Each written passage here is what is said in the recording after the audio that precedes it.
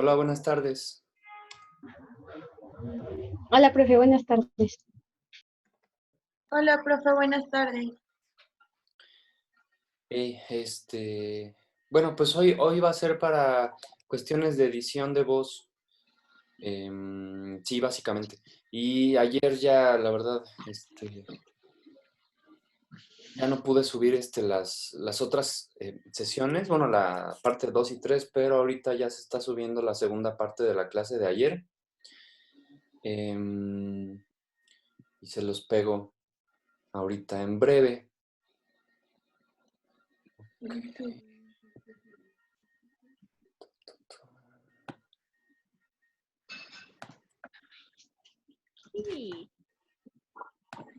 Sí, ahorita les voy a pegar la parte 2 de la clase de ayer.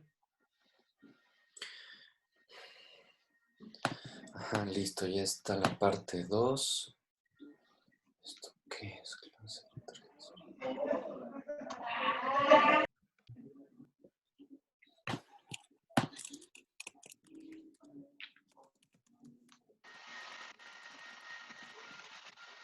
ver.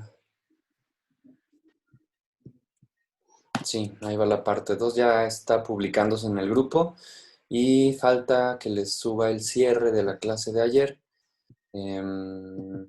Sí, de una vez déjenme dejar cargando eso. Debe de ser esta. Sí.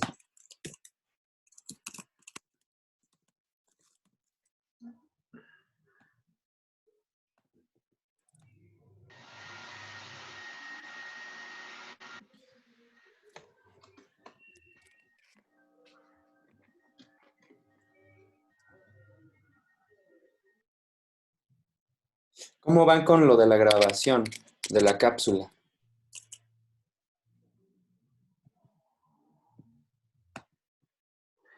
Bien, bien, profe, todo bien.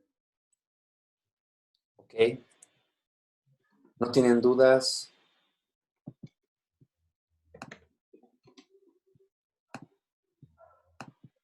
¿No? Bueno. Sí, bueno, ya se está subiendo la parte 3 de la clase de ayer. Ay, no.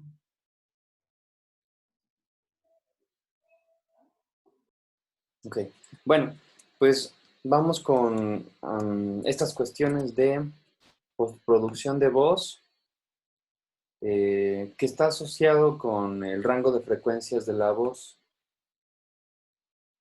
Entonces voy a irme hasta las diapositivas de la voz.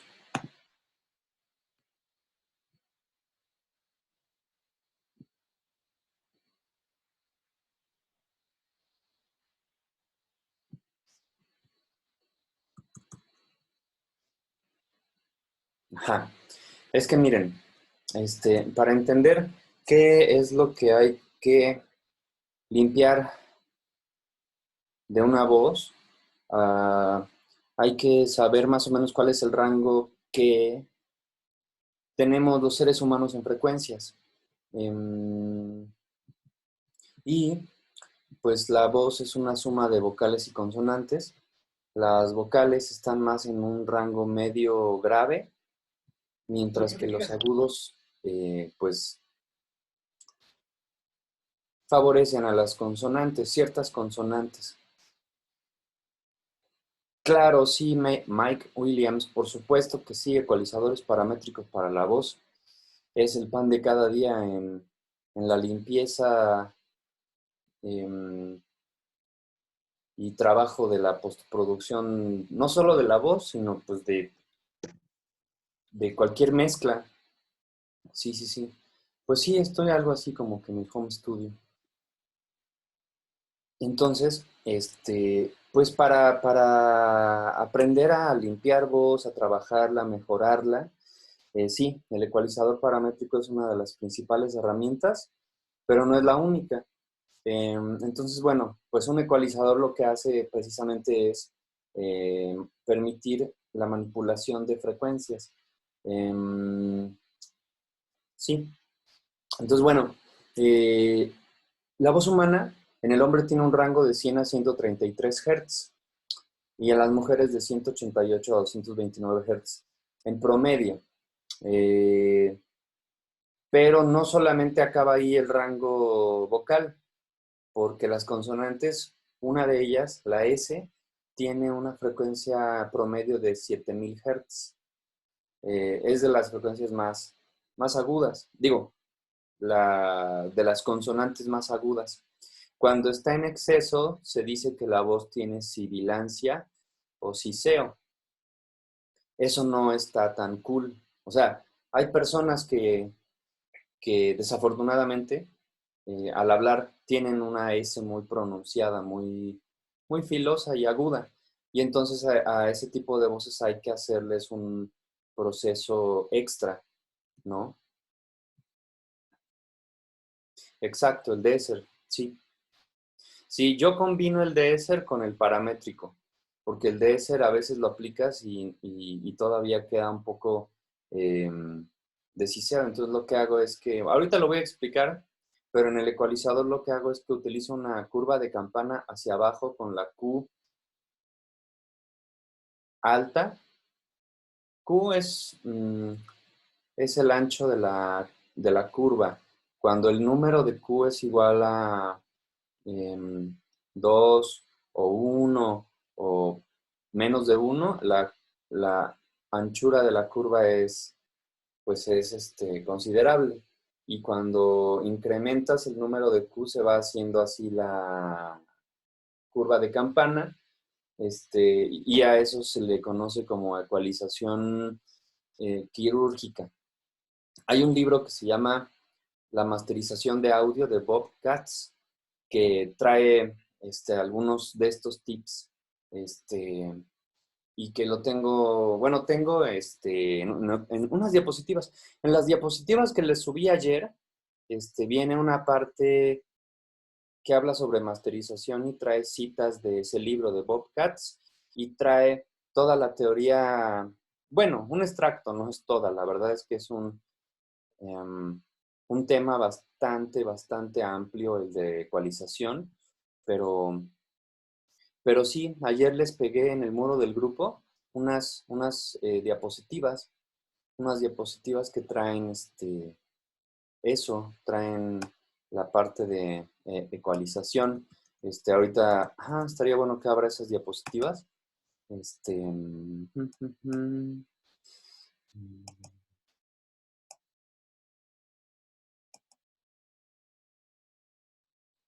Voy, estoy abriéndolas. Para que veas, Mike, en dónde está, en qué número de diapositiva está el tema de ecualización de estas diapositivas que les subí ayer.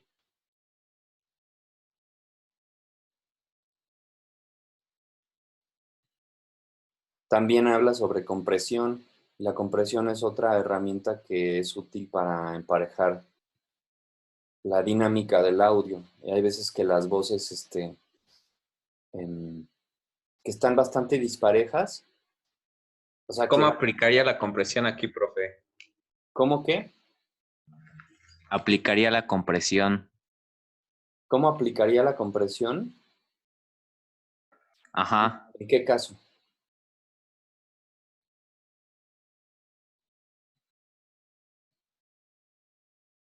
Sí, es que vaya, pues depende del caso para aplicar la compresión.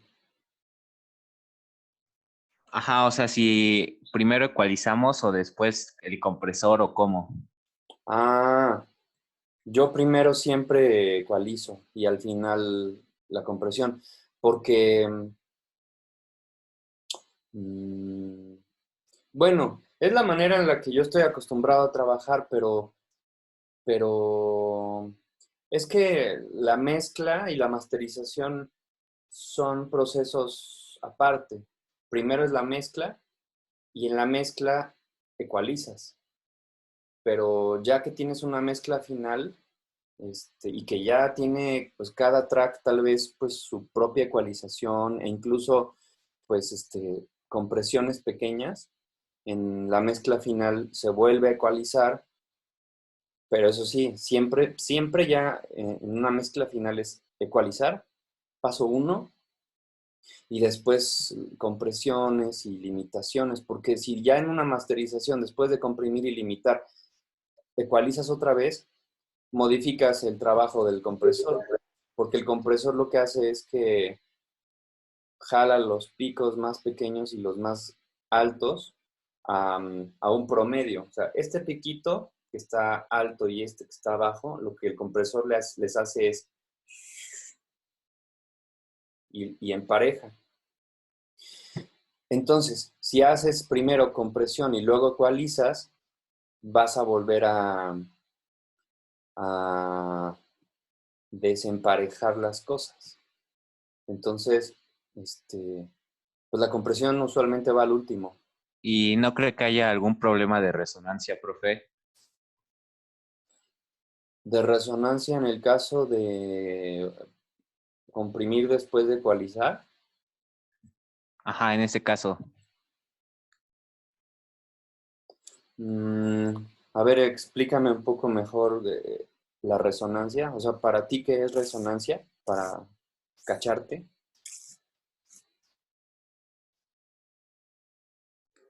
Ajá, así como que suenen un tipo de frecuencias, no sé, un poco sucias, así como con silbidos o algo así.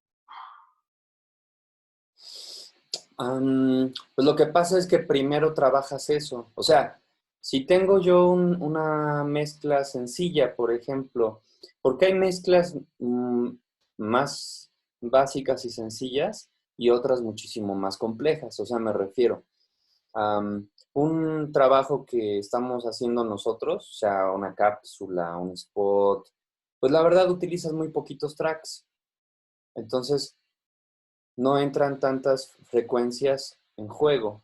O sea, y en ese caso es muchísimo más fácil evitar lo que tú crees que podría pasar si comprimo, porque sí, evidentemente tiene uno que primero limpiar, editar minuciosamente para quitar ruidos, para quitar eso, resonancias. La voz, por ejemplo, tiene frecuencias pues que no son tan agradables si las dejas. Una voz tiene turbiedad por debajo de los 100 Hz y para eso pues lo que se puede hacer este, es un corte de graves con el filtro pasaagudos y ahí estarías evitando que en una compresión final eso te cause resonancia. La voz también puede tener frecuencias medias pues que estén afectando el contexto de la mezcla. Entonces, pues yo veo la mezcla comparándola como si fuera un Tetris, como si fuera un Tetris de frecuencias en el que tienes que hacer espacio para, para que cohabiten con otras frecuencias de otros elementos que vas añadiendo en los tracks. Pero insisto, una mezcla musical es muchísimo más compleja porque ahí se ven involucradas muchísimas frecuencias de diferentes instrumentos y también hay una cuestión de la, ¿cómo se llama? De la interferencia. O sea, cómo unir una, dos, tres, cuatro, cinco, seis ondas provenientes de diferentes instrumentos y la idea es que haya interferencia constructiva. Y entonces para eso también, incluso hay un plugin que un amigo apenas del cual me habló, que te alinea la onda. O sea, porque tienes que fijarte que las ondas vayan todas alineadas, o sea, que, mm, que si un track de la bataca, el bombo, por ejemplo, y el del la tarola, que pues sí vayan sus crestas y valles en sincronía, porque si van volteadas, entonces ahí empieza a haber problemas de fase, y entonces son varias cosas. Eh, el tema de hoy era más que nada para aprender cuáles son las frecuencias que están en juego en la voz, y sí, ya entendí tu pregunta después de todo esto. Sí, o sea, la voz puede tener resonancias desagradables si uno no las trabaja antes de que lleguen a la mezcla final. Entonces, pues esa sería la manera de, o sea, poder usar el compresor con tranquilidad, o sea, estar tranquilo y saber que no va a haber resonancias, sí desde la mezcla trabajas esas frecuencias. O sea, no es nada más para, a lo mejor, por lo que las preguntas que haces, tal vez tú estás muchísimo más empapado en estas cuestiones de mezcla, de audio y así, pero para todos los demás, a lo mejor alguien pensaba que pues nada más se grababa, ¿no? Y lo metes al Audition o al software y nada más le das volumen y ya está, pero no. O sea, si haces eso, entonces puedes dejar ahí frecuencias molestas que se van a sumar con la música y con efectos y entonces te va a ocasionar resonancia y pues se va a escuchar mal.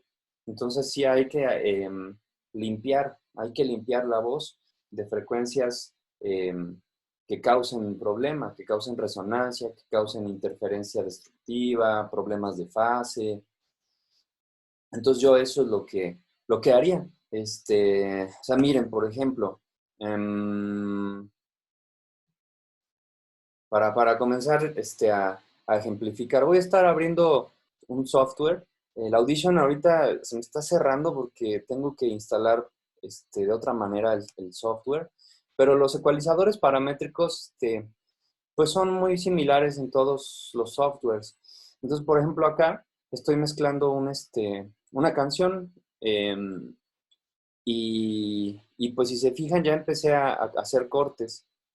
Pero esto es preliminar, me tengo que sentar con calma a escuchar con atención y ver qué le voy a hacer a cada cosa. Pero, por ejemplo, acá es un bombo de una batería y sí había demasiada resonancia molesta en este rango. Entonces sí le corté porque en el monitoreo me molestaba. Y hay un choque ahí, los overheads, por ejemplo, que son más agudos, les corto mucho más para dejar espacio para que la guitarra suene con libertad y no estén chocando esas frecuencias. Entonces a eso me refiero como con el Tetris de pues sí, de la mezcla, ¿no? Hacer espacio para hacer hueco para que otras frecuencias puedan cohabitar y no estén chocando. A los overheads, por ejemplo, les daría un poco de aire aquí con esta otra curva, pero me estoy adelantando y tal vez no me están entendiendo de lo que estoy hablando. No sé si con todo esto que te dije respondo a tu pregunta o ayudo a que te acerques a lo que querías saber.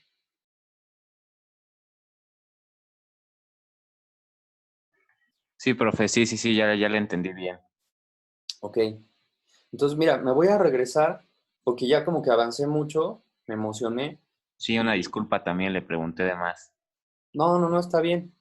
Pero me voy a regresar para que todos los demás, o sea, nos emparejemos y, y me enfoque a la limpieza y postproducción de voz, pero voy a llegar a este mismo punto, solo que pues con una mejor explicación de cómo usar un ecualizador, ¿no? Porque sí hay tres tipos de curvas en el ecualizador y entonces voy a explicar como más paso a paso. Entonces me regreso a las diapositivas y y bueno, sí, a la voz, qué le limpiamos? Una voz puede tener, para empezar, muletillas, ¿no? Entonces, cuando tienes muletillas, pues bueno, pues hay que cortar esas muletillas, eliminar, miren, aquí está limpieza y edición de audio. Hay que eliminar popeos, respiraciones, siseos, cortar, copiar y pegar bloques, ¿no? O sea, es parte de la edición.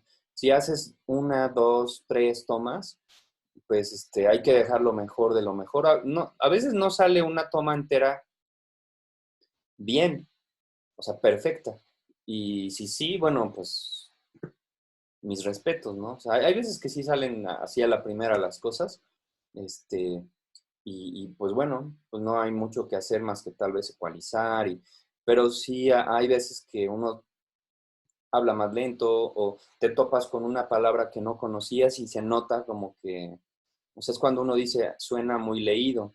Entonces, eso también para ayudar al trabajo del editor, pues hay que leer previamente el guión una o dos veces antes de meterse a grabar, porque si te metes a grabar y es la primera lectura de reconocimiento y es un tema con palabras rebuscadas o que jamás habías leído, pues seguramente vas a tener tropezones.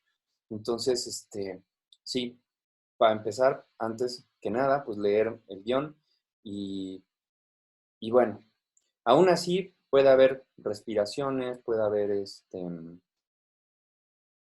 silencios extendidos y entonces pues hay que cortar, mover, elegir tomas, el manejo de los planos sonoros, que es el volumen, así como en la imagen, se asocia a distancias, o sea, ahorita ustedes me ven, digamos, esta posición del encuadre que ven en mi pantallita es como un medium close-up, ¿no? Y entonces mi voz la escuchan a un buen volumen. Pero si yo me voy para acá atrás, más si me pongo acá, pues ya no me escuchan tan cerca, ¿no? Y tampoco me ven en el mismo encuadre, estoy como en un segundo plano.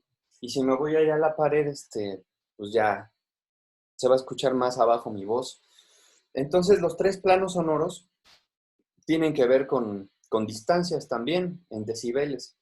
Entonces, eso también es una regla muy básica, que el primer plano va de -3 a -9 decibeles, el segundo de -9 a -15 y el tercero de -15 a -21. Y también hay ciertas reglas estándar para saber a qué volumen mezclar, o sea, a qué volumen dejar una mezcla final y para el destino al que va.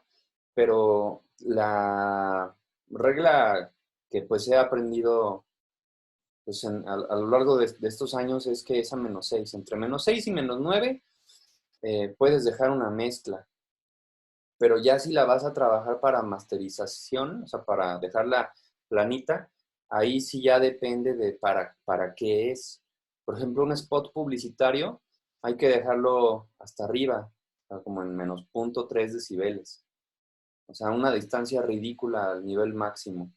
Que se vea, por aquí creo que lo puse. Un spot lo masterizan hasta ribota, como si fuera una canción, y se ve así. Eso es un audio masterizado, pero tiene una compresión y una limitación marca diablo, o sea, Una duda, súper profe. agresiva. Pero así se hacen los spots, porque su objetivo es competir con otros anunciantes. Profe, una duda. Ujú. Con respecto a eso, ¿cómo le hacen para subir tanto el volumen sin que se distorsione? Con un limitador. El limitador es un compresor cuyo ratio o proporción es igual a infinito a 1. Y eso significa que los picos máximos no permitirá que pasen de se le llama en inglés threshold, que es como una Ajá. compuerta que impide, o sea, el pico no va a pasar de ahí. Entonces eso es un limitador. Entonces, aunque aparentemente el búmetro o medidor de sonido está en rojo, pero no está sobrepasando, o sea, está, digamos, como en la orillita. Es como si, pues, fuéramos muy intrépidos y estuviéramos en la cornisa de un edificio, pero no te caes. Eso es lo que pasa con el audio que se ve así. Tiene un limitador que está a nadita de saturar, pero no satura. ¿Y cómo se configura eso? Sí, pues son 3 pasos principalmente. En Audition, ahorita lo abro tantito, o sea, sí me da chance como de Sí, sí, tenerlo sí, abierto profe. como uno o 2 minutos. Y si no, también lo hago ahorita en el Pro Tools, pero en todos los softwares es muy similar los pasos. Sí. Hay ajustes preestablecidos en los compresores Y uno de ellos que es muy famoso es el brick wall, o sea, compresión como de muro, brick wall, de muro de ladrillos, así se le llama. Pero lo que hace es que un compresor tiene ciertos parámetros, que es proporción, y de hecho hay un video, bueno, hay muchísimos tutoriales, pero hay uno que igual ahí se los pego en el muro del grupo, y el compresor, miren, aquí está, compresor dicen, ¿no? El arte de reducir o incrementar el rango dinámico. El rango dinámico es la distancia del pico más pequeño al pico más alto. Y lo que hace el compresor es que los jala a un promedio. Depende de cómo esté configurado el compresor, que puede ser suave o puede ser muy agresivo.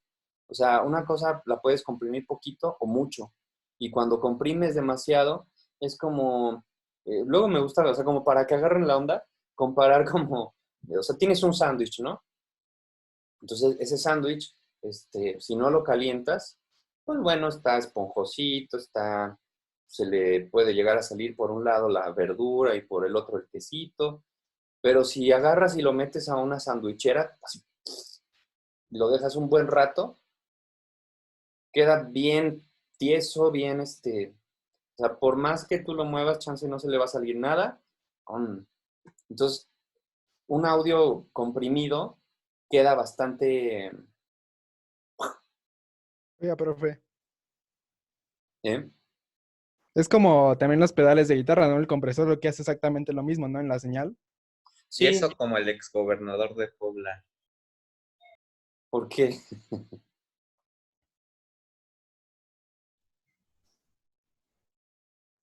Bueno, no entendí lo del exgobernador, pero, Igual de tieso, no ve que se calcinó, profe. ah,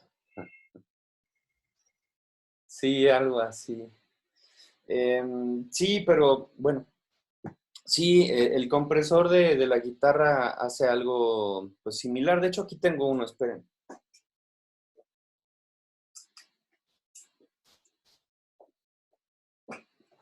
Es uno muy chiquito, y tiene volumen de salida, tiene incluso un ecualizador, pero nada más pues, te permite ponerle hacia graves o hacia agudos, y esto realmente es la compresión. Pues cuando está así, yo me imagino que esto es el ratio. Cuando está en cero, pues no te comprime nada. Es un ratio de 1:1. Conforme lo voy abriendo, entonces los picos me los va a ir aplastando poco a poco, 2:1, 3:1, pa. Y cuando está al máximo, entonces un compresor se transforma en un limitador.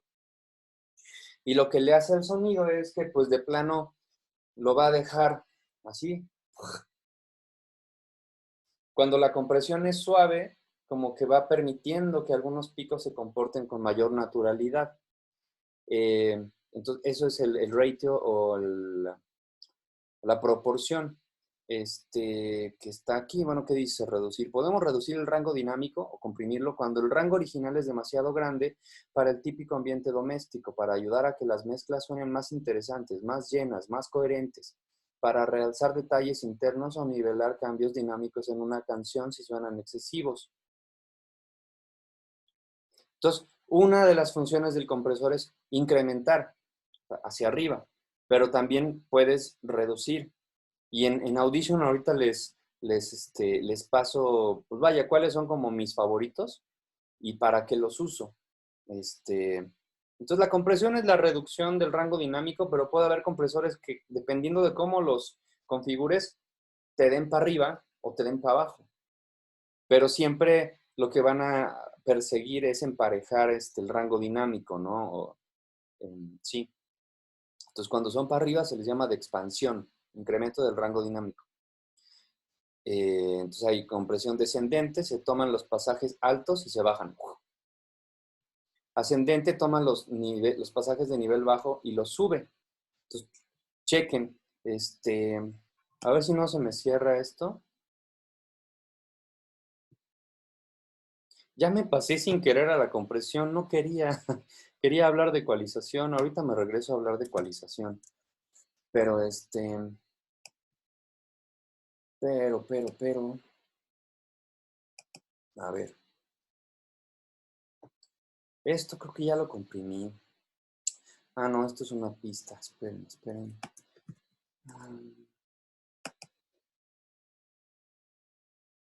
A ver, esto es un bombo, está bastante...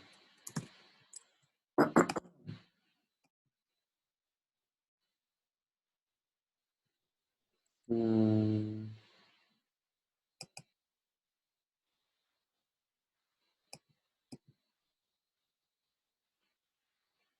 a ver. Ah, miren, esto está bastante comprimido. Es que estoy buscando algo que no esté. Spot.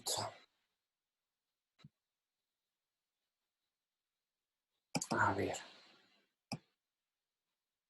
Ajá, miren, esto es una mezcla. Entonces, cuando yo quiero emparejar algo súper bien, me voy a efectos y los compresores los van a encontrar acá. Entonces, yo principalmente uso este o dependiendo del caso. Si quiero comprimir suave y sobre todo, por ejemplo, una voz, utilizo el compresor de una sola banda. Es como el más amable, el que no es ni tan agresivo, o sea, ni tan agresivo hacia arriba, ni tan agresivo hacia abajo. Es un punto medio. Entonces aquí utilizo el preset voz superpuesta y lo que le hace al sonido es esto. ¿Vieron?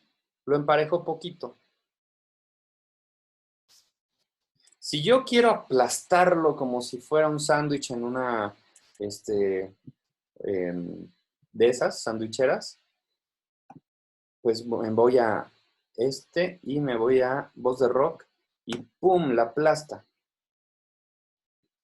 Si lo que quiero es masterizar un spot para la radio, entonces me voy a efectos, a compresor multibanda y con cualquiera de estos presets, indie de baja fidelidad o maestro pop.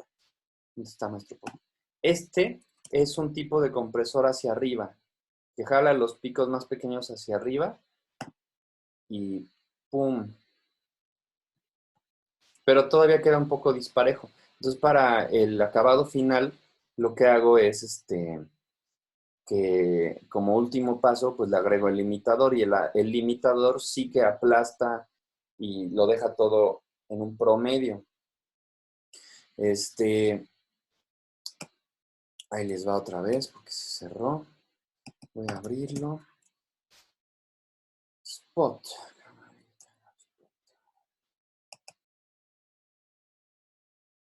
Este no es. ¿Será este? Ajá. Pero el primer paso es ecualizar.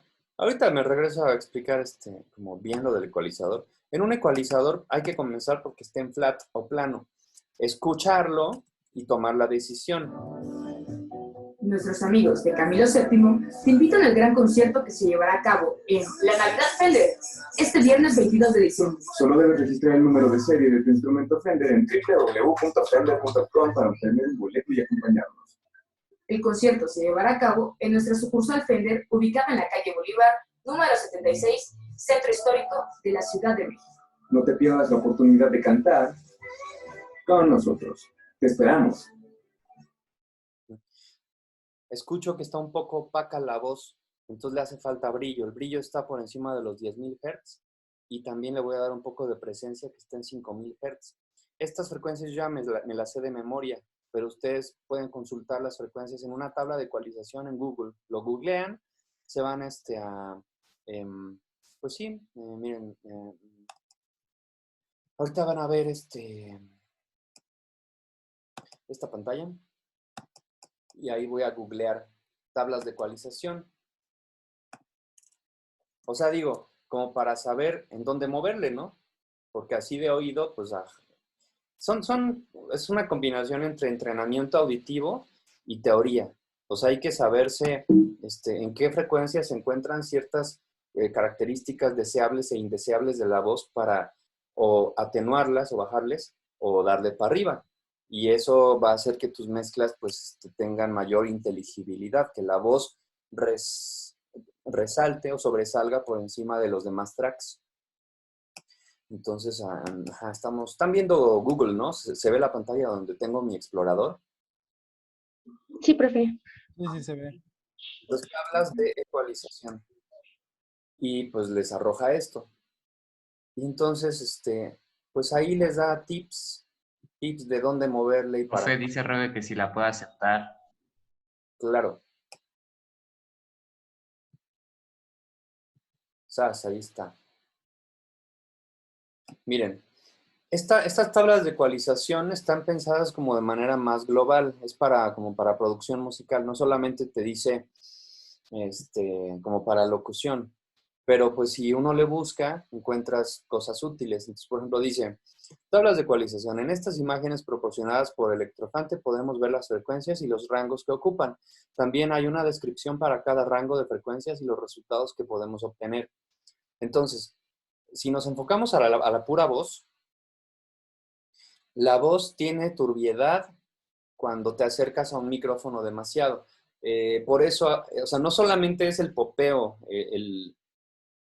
la razón por la cual decir que a esta distancia hay que hablar de un micrófono, sino porque la mayoría de los micrófonos tienen una cosa que se llama efecto de proximidad. Entre más cerca esté la fuente de la membrana del micrófono, se incrementan los graves, por alguna razón. Y entonces, si grabas demasiado cerca de una fuente, pero bueno, sí depende del micrófono, porque pues vaya, por ejemplo, miren, espérenme, voy por un micrófono.